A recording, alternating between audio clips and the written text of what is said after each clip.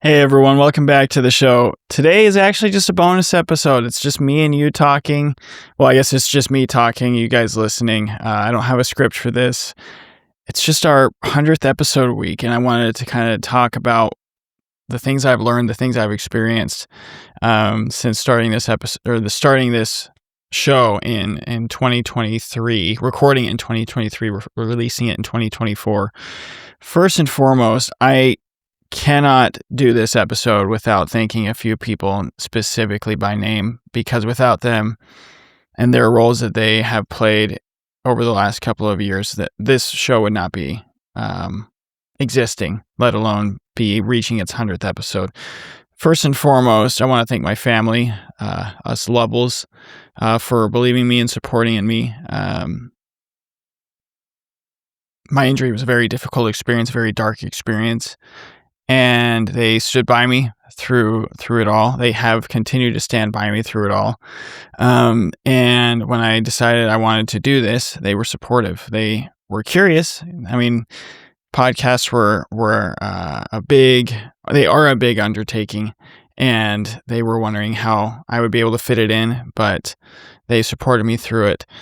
The second person I want to thank, and I'm just kind of going in order of who came into the picture, I guess, is a dear friend of mine, former roommate and bandmate of mine, Bryant Jordan, who at the time was my roommate and had some recording equipment. And I was trying to find every excuse in the book to make this not happen, because I knew in my heart that I wanted to make it happen. But, you know, you make excuses. You're like, oh, well, I don't have a good microphone. Oh, I don't have a good camera. Oh, my laptop stinks.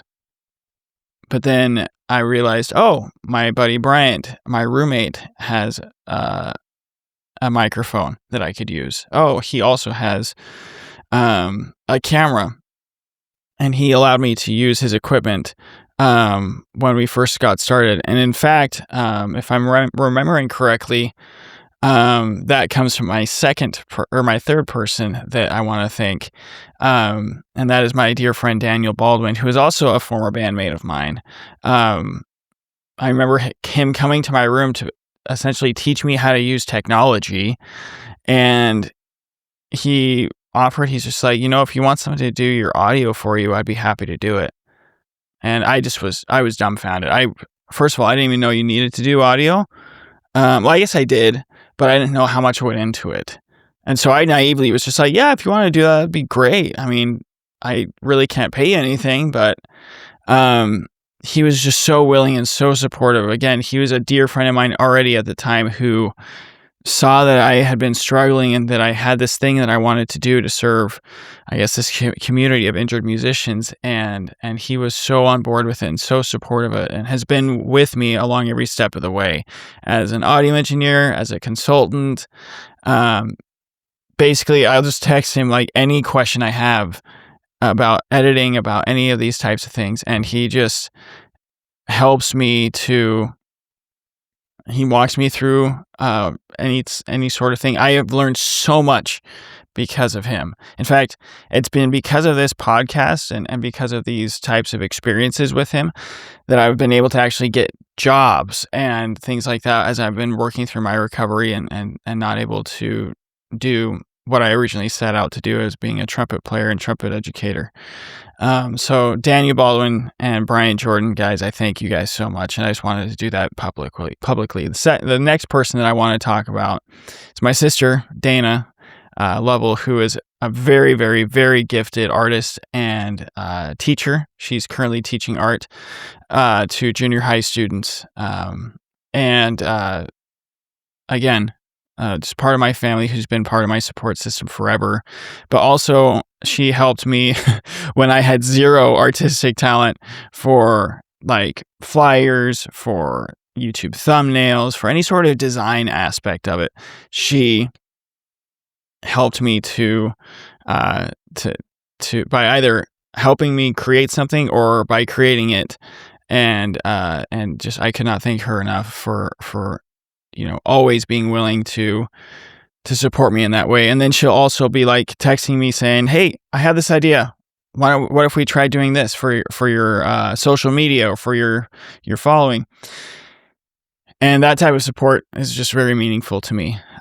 Some other people, Kevin West, originally in season 1, he came up to me and said, "Hey, I'd love to help out and give you some music support for the episodes, for the intro music, for the incidental stuff." And his support was super helpful as I got going, because I didn't know what it meant to license music. I didn't know. I mean, I knew it was important. I knew you had to go through proper channels and things like that, but he had access to things that I didn't, and was able to educate me on those types of things. Payton Womack, another person who, again, just came up to me and said, "Hey, I'd love to help you set up a website." That's something that I have skills in. I think what you're doing is really awesome. And I'm just so humbled by these people that have helped me along the way. And then the tens, I guess, of podcast guests that you have all been so gracious with your time and so willing to support this venture that I'm doing, trying to help a subset of musicians who may not feel seen all the time, but need our support. And so you being willing to share your stories of your own injuries or how you got into the field of musician health and wellness, I'm just very humbled by your desire to serve in that way. So yeah, I just want to make sure I did that at the beginning, because if I didn't, then I might have forgotten. So I wanted to just be upfront and share my gratitude for you guys. But this has been quite the adventure, and today's episode is obviously going to be different. It's just me kind of sharing my thoughts unfiltered, or unedited maybe, about what this experience has been like. In 2023, when things really weren't looking good for my trumpet career, from a health perspective, I was trying a bunch of different things. They weren't working. Certain things with my education just weren't clicking from my undergraduate degree, and I needed to find something else to do, because it just was not, what I was doing at the time was not working. And I knew that I needed to make some sort of a change. And when I was in Minneapolis during a trumpet conference, and those of you who have been listening to the show since day one, you'll probably know parts of this story. I just felt like, what if I were to share the things that I have learned from going through this injury with people somehow. I don't like social media. I mean, I'm barely on it. So that's probably not the way I want to do it. I don't want to write something necessarily, although there's definitely value to that. And honestly, I'll probably end up doing something like that in the future anyways. And this podcast idea came up, and I was like, I don't know, like, that's a lot of work, isn't it? So that was in June. I tabled that idea. And then I began this fall semester that was really incredibly difficult for me, just emotionally, mentally, musically, obviously, physically. And about halfway through the semester, I was just like, I got to make a change. And I was having a conversation with a friend, and we found this avenue that I could take, where instead of doing a recital, I could do a podcast, or I'm sorry, a capstone project. And this idea of this podcast had been percolating in my head, where, like, what if I were to do this? I talked to my advisors, I talked to my professors. They were surprisingly, to me, very on board and very supportive. It wasn't surprising that they were on board, because I knew they were always in my corner, but just the fact that they thought this was actually a good idea was really helpful for me. And so that kind of got the ball rolling, and I reached out to somebody who I had talked to, I believe, for an assignment, who's from my hometown, a trumpet player by the name of Jose Johnson, who's been on the show since then, just about podcasting. I just want to pick his brain about what his experience had been talking to all these well-known trumpeters. And I was like, do you think I could get a guy, do you think I could get Bobby Shue on the show? Because I know he's been through something with his health that affected his playing, like an embouchure injury. And he's like, yeah, I think he'd be great. I think he'd be willing to talk to you. He's a good friend. He's, just a nice guy, and wanting to help all trumpet players. And so I sent Bobby Shue, and this guy has played with Buddy Rich. He's played, had his own solo career. Just this wonderful trumpet player, incredible trumpet player. And like the guy that everybody goes to when they're going through something, with their embouchure, things like that. And he emailed me really quickly. He got back to me really fast, actually. And from then on, I just, people always ask me how I get the guests that I talk to on the show. And it's really just, I ask them, and I ask them if they want to share their experiences, share their story, to help other musicians, other instrument musicians, to feel like they're not alone. That was basically how I've pitched all of them. And that sense of community, that sense of connection, not only like started the ball rolling, but it ended up being a huge source of catharsis for me personally, because I was still going through an injury recovery. I still wasn't able to necessarily find the answers or gain the traction that I wanted to, and that was feeling that frustration. And hearing about other people that I was interviewing feeling the same way at some point, and then coming through it in some way, shape, or form, whether that was through a full-blown recovery or through finding another path, that was so healing for me. And it was interesting how it has, over the course of these, I guess 4.5 seasons, or 3.5 seasons at this point, that I'm recording it, this episode, that it's turned from like a capstone and catharsis project for me to something that I'm really trying to use as a tool and a resource to revolutionize music education. Because here's the thing, this is one of the things that I've learned through like just doing research on this topic, through interviewing all these people, all these experts in this field. I see on social media a lot that, people my age who kind of are disparaging the state of the state of music education as it stands right now. And there are a lot of flaws. We do have a bit of an antiquated system when it comes to music education, from how we teach elementary school kids to up through college. There's a lot that can be said for improvement and innovation, but there's also a lot that can be said for honoring tradition and the good that's being done now. When I first started this venture, I'd say I was kind of pessimistic about the state of music education because of experiences I had had. And having talked to so many people now, interviewed so many people on this show, I actually am very optimistic about where it's going. The only thing is that it goes slow, because the speed of academia is just slow, and that's the nature of it. But I think the younger generations of musicians do have a lot to look forward to of the system that they are inheriting as far as being music students in the future. There's so much room for improvement, and I think all the guests on the show would agree with that. But there's also a lot of good that's happening. You music educators out there, you are doing great work, and the resources that I strive to provide on here is just, I guess, encouraging a different way of thinking about how we teach. A lot of the questions I ask the guests now are around pedagogy. Like, how are we teaching our students in a healthy way? Not only in how we treat them from an interpersonal standpoint, but how are we empowering them to become their own teachers?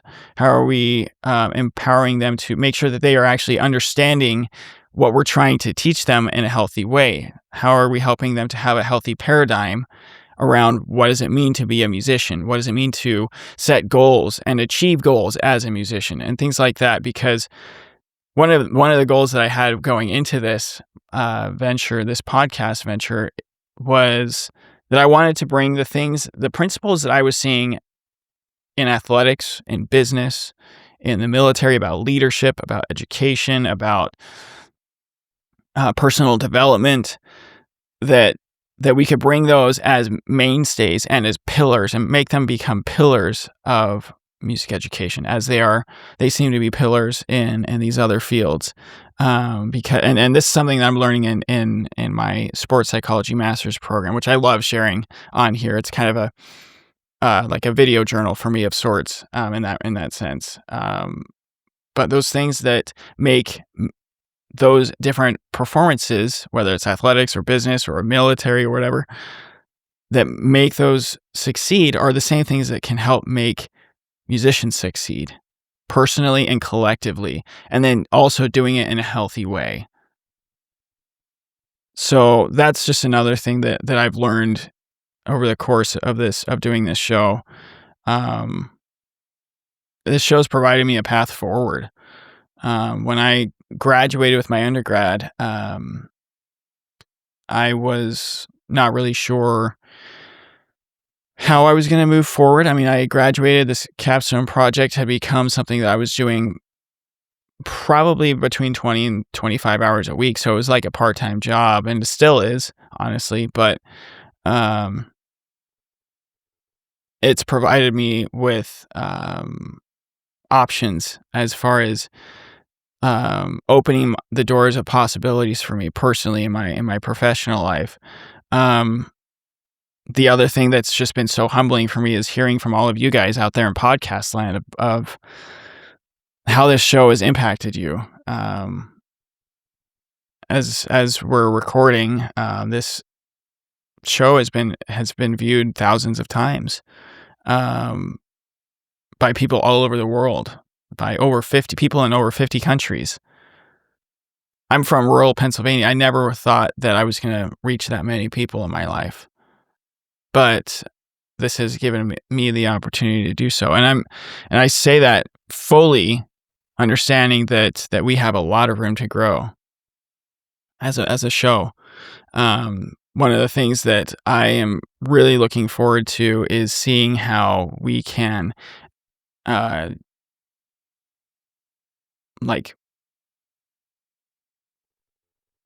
leverage the ground that we've already covered to get this to more people, because I truly believe that the stuff that we talk about on this show can revolutionize music education. I was a music education major in my undergrad. I'm more passionate about it now than when I started that program.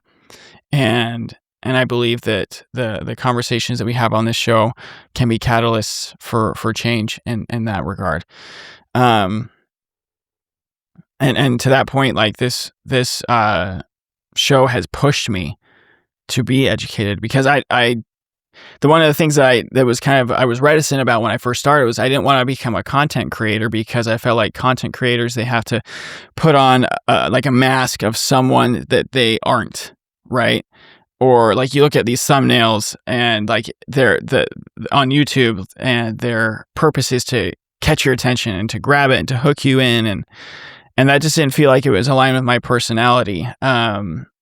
There's things I've had to change about how I think about content creation. But also, just realizing that,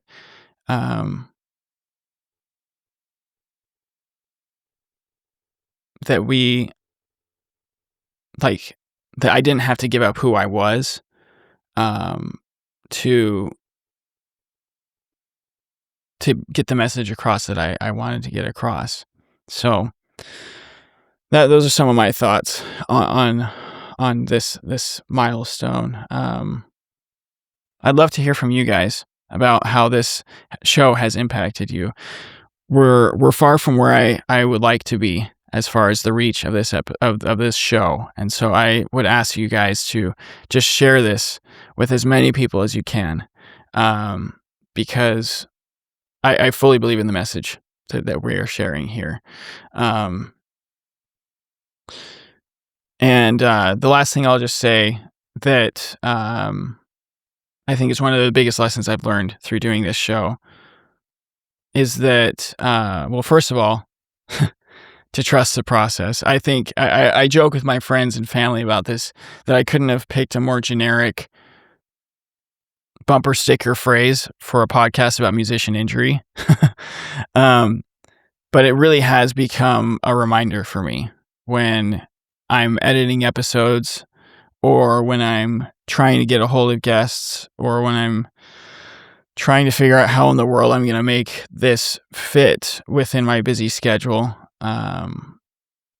Just to trust the process, and trust that consistency, embracing my an unknown mentor of mine through all this has been Justin Sua, who's a mental performance consultant. He's what he calls a system. He is a systems coach for professional athletes and business executives and things like that.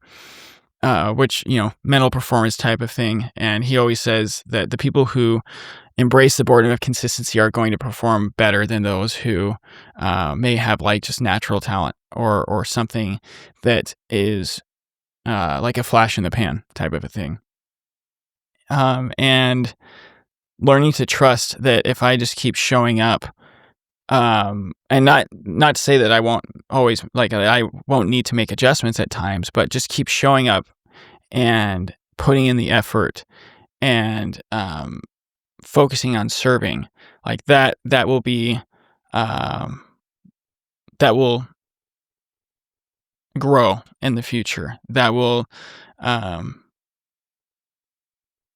have the effect that I'm hoping it will in some way. The last thing I'll say that it's kind of a lesson I hope that you guys can take from all of this is, for those of you who are going through an injury, I cannot stress the importance of being service-minded when you're hurting. That fall of 2023 is probably the darkest time of my life. And I'm not saying that to, provide shock value or whatever, or be melodramatic. Like it truly was. And when I decided I was going to do this show, and that there was a path forward with this, venture as a way to move forward, as a vehicle, I guess, to move forward, I couldn't imagine how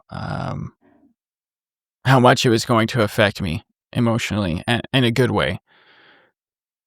And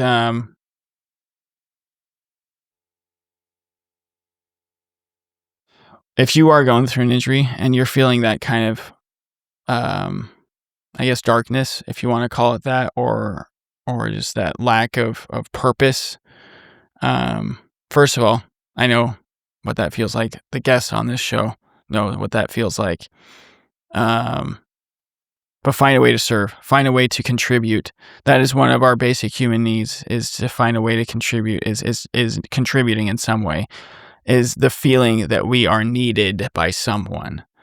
So find a way that you can serve, find a way that you can contribute to your ensemble, to your studio, to the musician community at large, to your family, to yourself, in a way.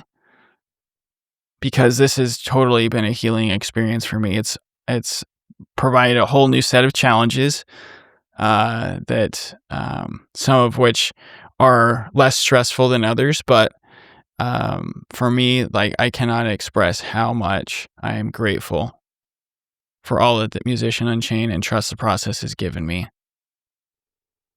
Sometimes it doesn't make sense, like, why I'm doing it, but then I get a message from somebody across the world, literally, who says, "Hey, thank you for doing this. I went through this, or I'm going through this now, and this is super meaningful for me. This guest, their story is what I needed," or "I was able to get in contact with this person and they're helping me now. Thank you." And I get those messages and I'm like, oh yeah, that's why. And it's just a little bit of gasoline on the fire again to keep this moving forward.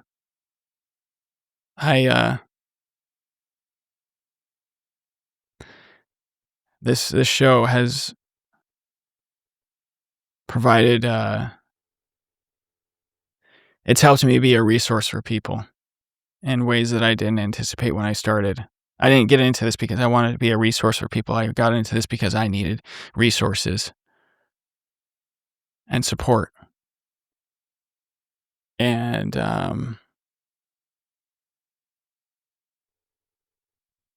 some certain experiences that are too special and too sacred for me to share here have just taught me the importance of the work that we're doing here. And I'm so grateful for you for listening. So those are my thoughts today. Thank you for watching or listening. And just please share this. People need this.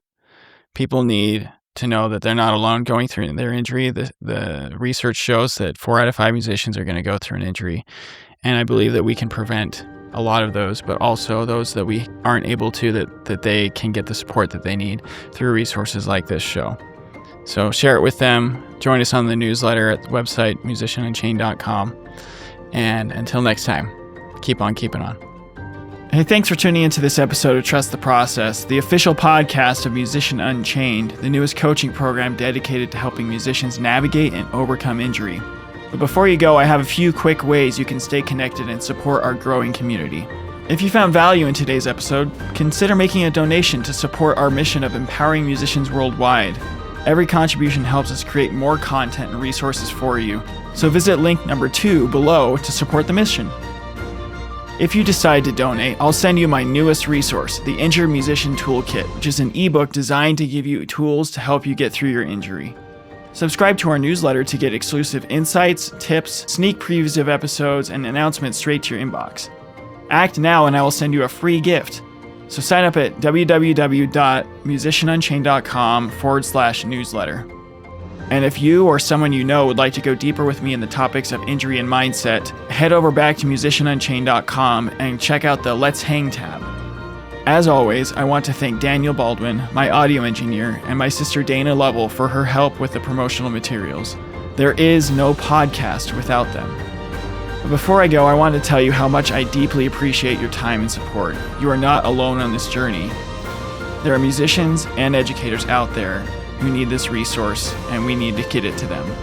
Together, we are breaking the chain of old habits and thought patterns that don't serve us anymore, and unchaining the potential within ourselves to face each challenge with strength and resilience. So, as I always say, keep on keeping on and keep trusting the process. Until next time.